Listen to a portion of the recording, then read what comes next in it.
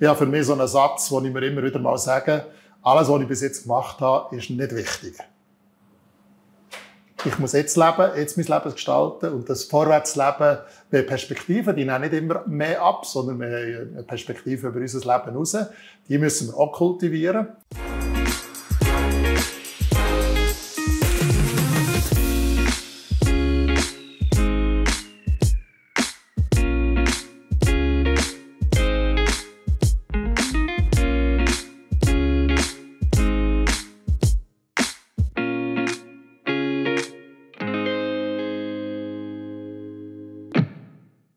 Heute reden wir hier im LiveNet-Talk über die bevölkerungsreichste Generation in unserer Gesellschaft, die sogenannten Babyboomer, also die Jahrgänge oder die Generation, eben, die so nach dem Zweiten Weltkrieg gekommen ist, wo besonders viele Geburten waren und die Generation, die auch jetzt natürlich in einer Phase ist, so sagen wir im dritten Drittel vom Leben und es ein bisschen darum geht, ja, wie gestaltet diese Generation das Leben und auch im Kirchenumfeld gibt es da diverse Initiativen, Überlegungen, was kann man da machen.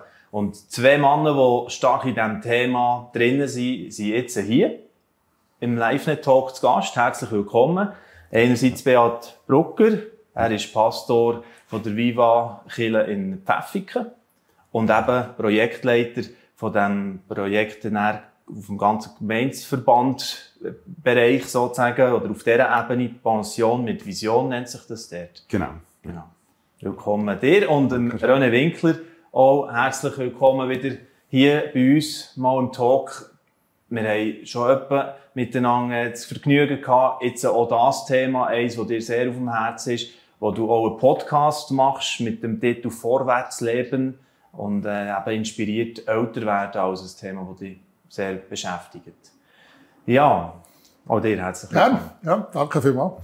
Ja, die Babyboomer, oder, die gehört man sonst mehr im politischen Kontext, weil so ein bisschen die Politik eben herausfordert, Lösungen in der AHV zu finden. Bei euch ist es ein bisschen anderer Zugang an das Thema her. Was hat dich gepackt, Beat, dass du sagst, dort hier möchte ich mich ein bisschen investieren? Ich bin noch in einer Weiterbildung und also das andere ist eine lange Geschichte, aber auch, was mich jetzt so in Bezug auf Babyboomers herausgefordert hat, ist, ich bin in einer Weiterbildung und dann habe ich dort eine Sinus-Studie gemacht, so über Pfäffiken und Region, so im Altersbereich 55 bis 65, wer ist da. Und nachher ist mir einfach so eine Grafik ins Auge gestochen, wo gezeigt hat, eben, wie die Bevölkerung eigentlich aussieht. Und da habe ich gesehen, genau das ist eigentlich, wie du es schon in der Einleitung gesagt hast, die bevölkerungsreichste Generation von unserer Gesellschaft. Und wir haben die so überhaupt nicht im Blick. Also gerade als Kirchen haben wir die Leute im Blick, Kind und Jugend, oder? Das ist ganz wichtig. Familien, die wir auch betreuen. Und dann haben wir dann wieder eine sogenannte Seniorenarbeit. Und dort, die beschreiben wir manchmal so als 55 plus, aber die Realität ist eigentlich 70 plus oder 75 plus von den Menschen, die dort teilnehmen. Und dann habe ich einfach gemerkt, der ganze Bereich, eben die Boomers, die haben wir gar nicht im Blick. Und beobachten auch, das sind auch die tendenziell den Gottesdiensten je länger je mehr fernbleiben. Oder? Die gehen mit dem Wohnmobil am Sonntag ins Tessin und verlieren dann durch das auch den Anschluss in den Kirchen. Und da ist mir einfach dann plötzlich gemerkt, die müssen wir neu in den Fokus nehmen. Ja. Oder? Also das zeigt schon ein bisschen, dass das eben sich geändert hat, auch von den Vorstellungen, die die Leute haben, eben mit dem Wohnmobil irgendwo unterwegs. Viel individualisierter, vielleicht als es noch ist gesehen vor 10, 20 Jahren. Ich weiss nicht, René, wie beobachtest du das? Als Seniorenarbeit ist nicht mehr das Gleiche, gell? Nein, also ich beobachte so, das ist, also wenn du Senioren sagst, dann hören die Leute ab 75, 80 hören dir dann zu. Die anderen haben nicht das Gefühl, du redest von ihnen oder so. Jetzt bin ich ein bisschen selber auch betroffen, gell? Ich bin auch ein bisschen irgendwo an dieser Grenze von meiner ganzen Pensionierung. Beobachtungsweise passt vieles nicht mehr. Also es gibt Leute, die sehr engagiert waren über lange Zeit, über Jahre, manchmal Jahrzehnte. Plötzlich ist irgendwo ihre Rolle nicht mehr da, sie ihren Platz im Beusteg genommen und so. Also es ist so eine eine unpassende Sache, was jetzt zum Beispiel Gemeinde betrifft und so. Was macht man mit dem Leben? Dann freut man sich natürlich darauf, dass irgendwo Freiheit da ist. Die machen das super gescheit und finden einen guten Weg. Und andere, so nach dem Gefühl, vom Feriengefühl, wenn du pensioniert bist und so, irgendwann kommt der Moment, wo es sich ein bisschen sinnlos anfühlt. Wie gestalten wir jetzt Zeit? Also man hat ja noch viel Zeit, viel Kraft, viele Möglichkeiten, hat ein unglaubliches Potenzial eigentlich, aber es wird privatisiert. Ich frage mich immer, ja, mehr Fragen. Also oft auch mehr Fragen, was passiert da genau? Warum passt es nicht mehr? Ist es eine Reaktion auf unsere Art, wie wir unseren Glauben leben, unser Christsein leben, dass wir das Gefühl, jetzt habe ich so lange auf einen Teil des Lebens, so auf Genussseite verzichtet, jetzt muss ich das nachholen und so. Also ich habe schon ein paar kritische Anfragen an unsere Art von Christsein und Gemeindeleben. Dass es dann eben nicht so ganz passt und so. Und dann gehst du unter anderem auch auf den Grund, oder? In diesem Podcast, den ich schon kurz erwähnt habe, machst du zusammen mit der Christiane Rösel. Und ich glaube auch recht erfolgreich, oder? Was ich ein bisschen mitbekomme, ja. Also wir probieren, vorwärts leben ist eigentlich das Programm. Also man kann nicht plötzlich anfangen, hinten zu schauen und nur noch von dem leben, was dann war. Ich habe für mich so einen Satz, den ich mir immer wieder mal sage, alles, was ich bis jetzt gemacht habe, ist nicht wichtig. Ich muss jetzt leben, jetzt mein Leben gestalten und das Vorwärtsleben mit Perspektiven, die nehmen nicht immer mehr ab, sondern wir haben eine Perspektive über unser Leben raus. Die müssen wir auch kultivieren. Und dann laden wir einfach Leute ein. Also eine Beobachtung ist ja, dass Leute in meinem Alter sich nicht gerne belehren lassen. Also die wollen nicht gesagt bekommen, wie sie es machen müssen. Die wollen, und darum machen wir den Podcast. Wir laden einfach Leute ein, fragen sie aus, ja, wie machst du es jetzt genau? Was sind deine Erfahrungen? Was bewährt sich? Und so einander zulassen, miteinander darüber reden, was gelingt und was nicht, das ist eigentlich eine gute Form. Ja. Eben inspiriert werden genau. Als Thema, wo ihr dort auch so ein bisschen drüber gesetzt habt. Und dort kann man auch die Fragen, die du vorhin selber gesagt hast, die du auch noch hast, eben wirklich ein bisschen ergründen.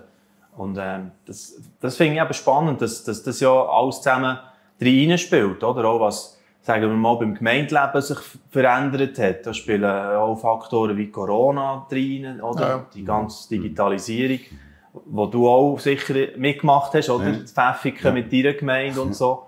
Ja. Was denkst du, was sind das alles für Elemente, die jetzt so zusammenkommen, dass es einfach neue Wege braucht? Also ich glaube, Corona hat vieles einfach verschnellert. Also durch das, dass man nicht hätte können in Gottesdiensten, da hat man auch nicht müssen. Und dann hat man sich auch daran gewöhnt, dass man auch mal Sonntag daheim bleiben und auf dem Sofa im Pyjama den Gottesdienst schauen. Und durch das ist so wie eine neue Gewohnheit reingekommen. Und durch das, glaube ich, haben sich so gewisse Bewegungen einfach verschnellert, die aber sowieso irgendwann kommen wären. Ich würde jetzt Corona gar nicht zu fest irgendwie jetzt eine Schuldzuweisung machen dort. Ich glaube, dass, wie es der René vorhin auch schon so angetönt hat, oder, die Leute wollen nicht bespasst werden. Die haben noch Energie, die wollen noch etwas reissen. Oder sie wollen sich vergnügen. Oder? Also, ich glaube, da ist so ein bisschen auch ein Fallen vom Ganzen. Meine Frau und ich, wir wohnwägeln und wir sind häufig so Off-Season unterwegs. Und nachher sind mir schon ganz einen Haufen Leute begegnet, die haben sich gesagt, wenn wir pensioniert werden, dann kaufen wir unser Wohnmobil und dann reisen wir durch Europa. Und das ist ja lässig. 2 Monate oder ein halbes Jahr. Aber nach einem halben Jahr sieht jede Stadt gleich aus und jeder Campingplatz gleich.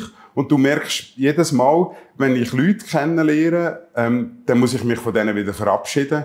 Und man kommt sowieso nicht in die Tiefe, also lohnt es sich gar nicht, die kennenzulernen. Und so, das sind die abgelöstesten Leute, die du kannst begegnen. Und irgendwie, ich wünsche das, meinen Leuten, die pensioniert werden, wünsche ich eine andere Perspektive für ihr pensionierte Leben. Also, dass sie auch immer noch Teil der Mission bleiben, sozusagen, oder? Ja. Ich glaube, dass wir da eine Win-Win-Situation haben. Ich rede jetzt weniger von Gemeinde, sondern mehr von Reich Gottes. Ich glaube, dass, wenn Sie eine neue Vision, wir sagen ja in unserem Ding auch Pension mit Vision, wenn Sie eine neue Vision haben, so für Ihr Dasein, das gibt ja auch Wert und Wertschätzung. Da können Sie. Und wenn Sie wenn sie können mit ihrer Erfahrung, mit dem, was sie wissen, mit dem, was sie sich alles angeeignet haben, das Leben lang, wenn sie das können irgendwo im engeren oder im weiteren Sinne ins Reich Gottes investieren, ich glaube, da haben wir ein riesen Potenzial. Also dort bin ich am Kützeln und auf da bin ich gespannt. So grosse Resultate habe ich noch keine, aber das ist so ein bisschen meine Vision. Ja, genau. Sehr cool. Und eben, René, du hast vorhin schon gesagt, belehren, das ist nicht das Thema, das funktioniert nicht. Aber dass vielleicht ein Impuls von außen gleich mal hilft, für die Bewegung zu kommen in eine Richtung, das ist das, was ihr ja jetzt probiert, oder? Also auch in den Ferien, so ein Ferienprogramm, das ihr zusammen erlebt habt und gestaltet habt, oder Akademie habt ihr erwähnt, ist in den Pipelines und so Gedanken, wo man doch das auf eine wieder angepasste und noch immer attraktive Art probiert zu machen, oder?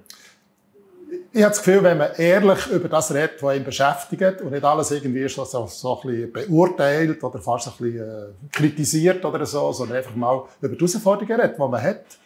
Gell, mit der Pensionierung, zum Beispiel die berufliche Zugehörigkeit, fällt dann weg. Ich habe grossen Respekt vor diesem Moment. Weil ich nicht so ein Beziehungstyp bin. Also ich habe nicht 17 Freunde, dicke Freunde oder so. Ich habe viele Leute, die es toll haben, wenn sie sehen und so. Aber ich bin so aufgaben-, so sachorientiert, dass, wenn die Aufgaben mal wegfallen, ich kann heute schon sagen, mein Leben oder meine Identität hängt nicht dran. Ich weiss es erst, wenn es dann so weit ist. Also ich habe ziemlich Respekt. Wo gehörst du denn noch dazu? Und ich meine, ist auch so meine Beobachtung und Verdacht, das ist noch so ein Mix, dass wir die Zugehörigkeit zur Gemeinde, die gefühlte Zugehörigkeit oft über Leistung, über Mitarbeit erleben und uns vergewissern, dass wir dazugehören. Wenn das aber aufhört, wenn die Funktion weg ist oder wenn ich nicht mehr kann, wenn Grenzen da sind, gehöre ich dann noch ganz dazu oder nicht? Ich habe ein bisschen den Verdacht, dass unsere Art, Gemeinde zu leben und Gemeinde zu verstehen, Gemeinde zu fühlen, oder Zugehörigkeit, dass das zu sehr über Leistung definiert ist und viel zu wenig über Beziehung und Identität, also Identität, geschenkte Identität zum Beispiel. Aber dann, wenn man darüber redet, über die Prozesse und ehrlich, auch mit Humor darüber redet, ja, wie machst du jetzt das? Jetzt haben wir da in dieser Woche Pension mit Vision, wo wir waren im Herbst. Der Beat hat so einen Part gemacht über Zeitmanagement. Da habe ich zuerst gedacht, so für mich, ich habe das nicht einmal gesagt. Ist das so?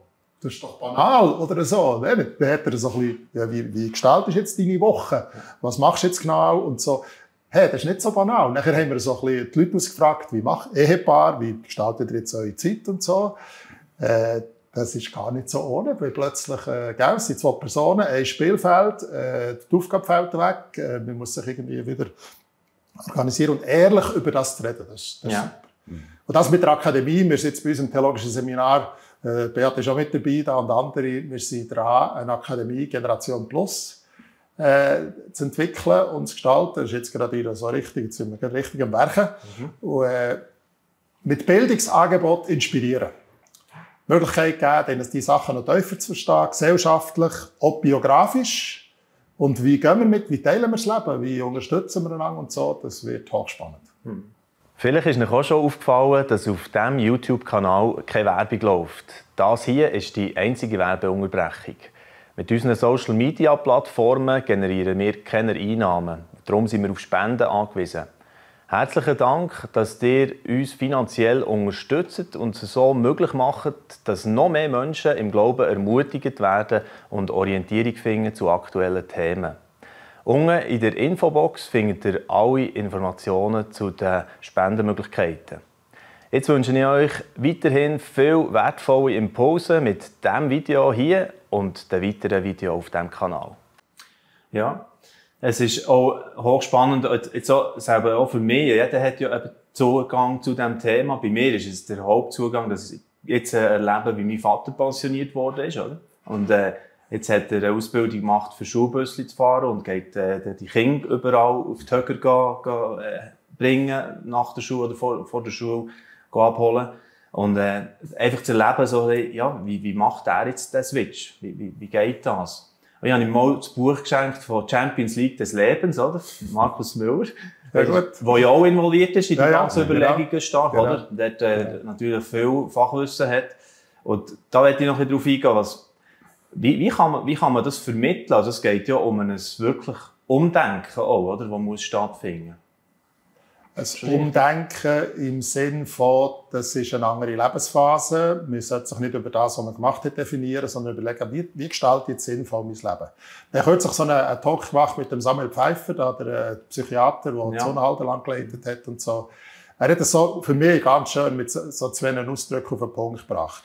Akzeptanz, die neue Lebenssituation, die wirklich annehmen, begrüßen.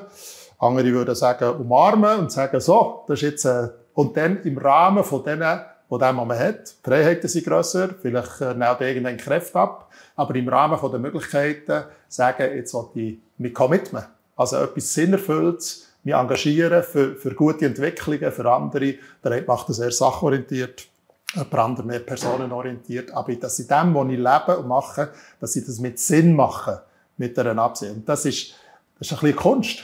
Denn das zwingen. Ich habe mich etwa Leute gefragt, die letzte Jahr, jetzt bin ich pensioniert, jetzt möchte ich eigentlich aber noch etwas beitragen. Aber was? Und wo ist jetzt mein Platz? Und so. Gerade die Woche oder gestern hat mir einer geschrieben, was ist jetzt so? Nachher über diese Sachen zu reden. Also Akzeptanz und Commitment. Sinnerfüllt leben. Das sind so Stichworte, an denen kann ich ganz viel aufhängen. Ja. Ja, und ich denke einfach auch, schon nur durch das, dass man an die nächste Generation, meistens hat man ja Grosskinder auch, oder, etwas weiterzugeben hat. Oder nicht in jedem, also klar, aber es kann sein, dass auch Grosskinder ein Thema sein, also das Weitergeben, Beitrag an die nächste Generation, oder? Ist sicher das ist zum Beispiel auch noch so ein Thema, Generation, gell? Wir reden auch darüber, hat unsere Generation, dann von den Babyboomers, haben wir als Generation eine Berufung, irgendwo eine besondere Möglichkeit zu dienen.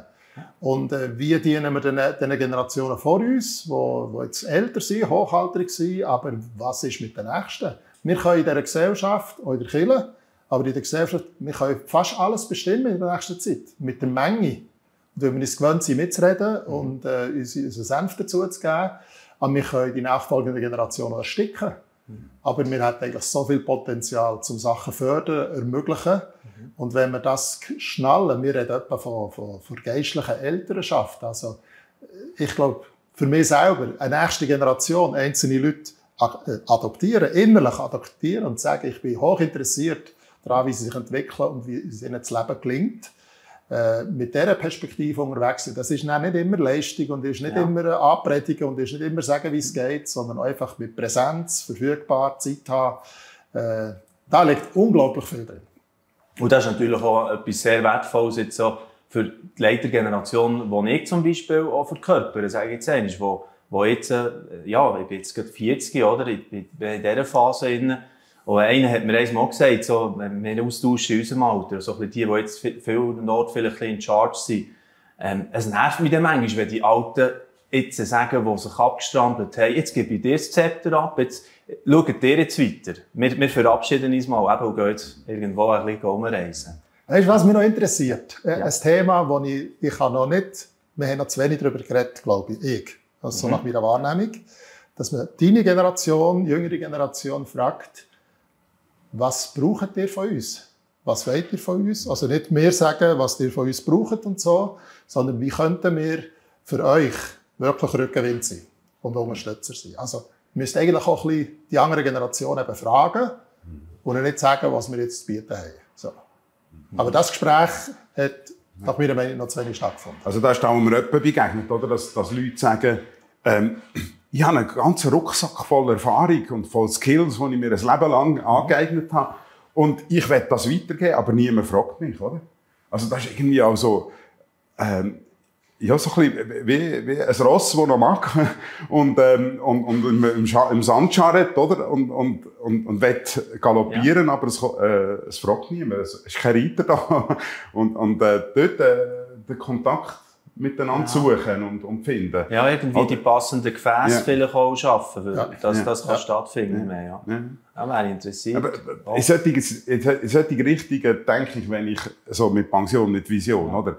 Dass, ich will nicht das Putzteam wieder auffüllen mit Leuten, die pensioniert sind, oder weißt, so ein bisschen die üblichen Killerchöpplis, sondern ich will eigentlich mit denen einen Weg gehen und herausfinden, für was schlägt ihr Herz, oder? Und dort Wie es aussieht, ich weiss es noch nicht. Aber jetzt sind es eben auch mit gemeint. Wir haben da von der Allianz für so einen Perspektiventag oder Inspirationstag da zur Winterthur vor kurzem. Und dort habe ich so einen Workshop gemacht zum Thema Babyboomer und Gemeinde. Also sehr offen, so, was sie jetzt beschäftigt und so. Und dort habe ich auch gemerkt, die sogar an der Pensionsgrenze sind oder so, haben sich richtig müssen wehren, dass sie jetzt nicht müssen Jobs übernehmen müssen. Und manchmal ticken wir in den Gemeinden natürlich schon ein bisschen so, dass wir einfach System, dort wo Lücken sind, dort muss wieder jemand ran, dann funktioniert es, dann geht es weiter oder so. Ich glaube, wir müssen viel konsequenter, ressourcenorientiert denken und vielleicht manchmal das System auch wieder abstellen und sagen, jetzt machen wir es mit den Ressourcen, die wirklich da ist, die sich ständig verändern, dass wieder mal die Reset-Taste drückt und sagt, welche Möglichkeiten haben wir und wir nicht einfach etwas betreiben, was wir vor 15, vor 30 Jahren erfunden haben und es nett ist, wenn es weiterläuft. Und dort wären wir manchmal Leute nicht gerecht und andere waren da und haben gesagt, ich würde mich gerne engagieren, aber es will niemand etwas. Ich sehe nicht wo. Also die Ressourcenorientierung statt Systemorientierung. Das ist für mich auch so zwei Schlüsselbegriffe.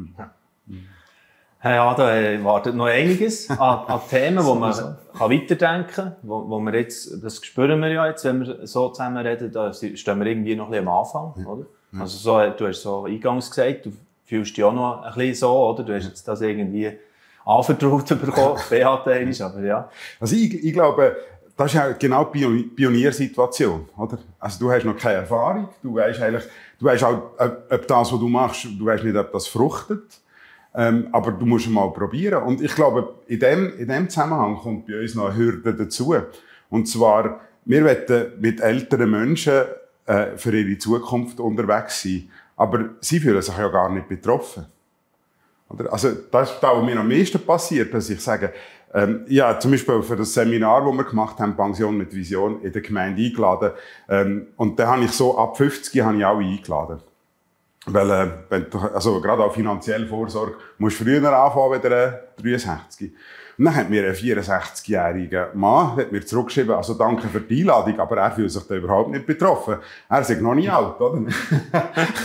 Okay. Und da merke ich, oder das ist auch, was mir am meisten auch Mühe macht, oder? Dass ich will eigentlich etwas, ich will eigentlich etwas Positives mit diesen Leuten erarbeiten, aber sie fühlen sich gar nicht betroffen. Und nachher, mit wem arbeite ich denn, oder? Also, wir haben so ein bisschen immer wieder gewitzelt, auch in dieser Woche, wo wir da waren, mit Leuten. Und da hat mal einer gesagt, gell, die es wirklich brauchten, die sind gar nicht dabei da. Also, da dabei sind eigentlich Leute, die brauchten die Woche gar nicht. Ist auch, ich glaube, auch durch das haben wir natürlich auch eine tolle Zusammensetzung gehabt, super Stimmung. Es war inspirierend gewesen, auch für Gespräche untereinander. Also, in den Gesprächen untereinander ist mindestens genauso viel passiert wie mit unseren Impulsen, oder? Und das ist eigentlich das Lässige, oder? Also, das ist eben genau das, was du sagst, oder? Nicht abpredigen, sondern die Ressourcen von diesen Leuten selber nutzen und nutzbar machen. Ja. Also vor 2 Tagen haben wir eine Sitzung gehabt. Und nachher, das ist mir jetzt wirklich erst jetzt bewusst worden. Wir reden etwa von Long Life Learning. Also, dass man das ganze Leben, oder Lifelong Learning, oder wie das irgendwie heisst, gell? So. Ja. Also, dass man irgendwie das Leben lang lernt. Aber dass man das eigentlich, bis jetzt, sehr berufsorientiert, aufgabenorientiert denkt. Also, du musst, wenn du im Beruf bist, einfach immer am Lernen bleiben. Aber innerlich stellt es bei Pensionierung ab. Nachher. Aber eigentlich, das Leben lang lernen, oder jetzt Jesus nachfolgen, mit Jesus Leben heisst jünger sein, bist eigentlich das Leben lang Schüler. Also, immer Neues lernen und sagen, es fängt, ich glaube, der Martin Buber hat mal gesagt, also alt werden ist eine schöne Sache, wenn man gelernt hat, immer neu anzufangen. Ja. Und nicht immer weniger, jetzt ist das weniger und jetzt stellen wir das ab und so, sondern eben neu anzufangen und am Lernen zu bleiben. Und insofern glaube ich, dass die Generation von der Babyboomer noch viel mehr das Coole oder die Chance, das Potenzial, uns als Lerngemeinschaft zu verstehen.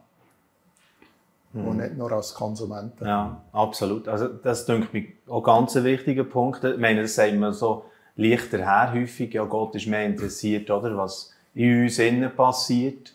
Und so, oder, der Charakter. Und das ist das, was ja der ausstrahlt. Und ja, das der im Alter eben durchaus auch sichtbar, oder? Ja. Ob ein Mensch eben über die Schwelle dran geblieben ist oder nicht wie ein Gary Kauer oder so Figuren, weißt du, und denkst, hey, das ist, als er über 60 war, ist es erst mit der Schleife richtig abgegangen. Ja, das ist ja, mir genau. so eingefahren, Genau. oder?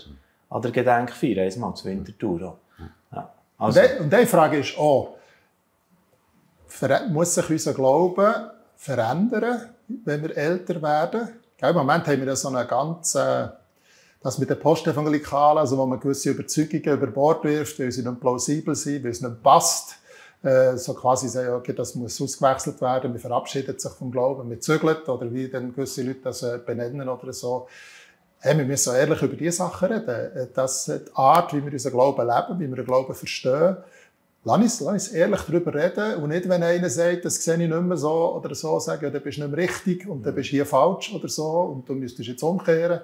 Ja, vielleicht muss er umkehren, vielleicht muss er etwas Neues lernen, aber dass wir offen sind, vielleicht auch neue Formen. Vielleicht braucht diese Lebensphase auch andere oder neue Formen, unsere Spiritualität zum Ausdruck bringen und zu nähren.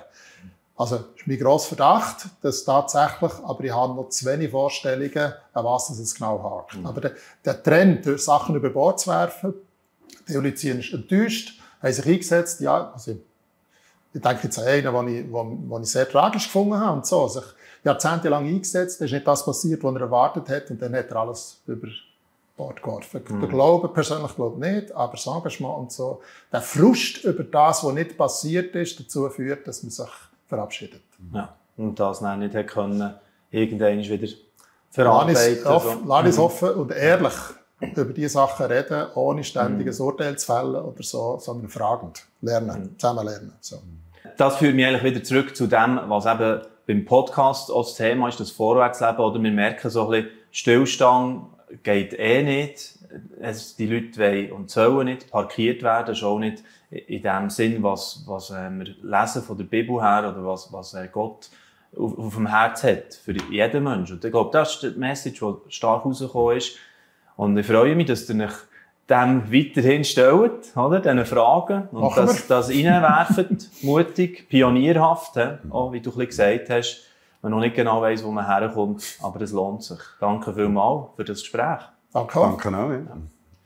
Und die entsprechenden Links auch zu diesen Initiativen, wenn ihr euch ein bisschen informieren wollt, oder zu diesem Podcast Vorwärtsleben, wo der René Winkler macht, die tun wir natürlich rein im Videobeschrieb. Da könnt ihr noch ein bisschen weiter forschen und gerne auch mitkommen auf die Reise, wo eben darum geht, ja, wie gestalten wir das für Babyboomer oder einfach die dritte der dritte Abschnitt so vom Leben, wie könnte das aussehen? Danke vielmals fürs Interesse.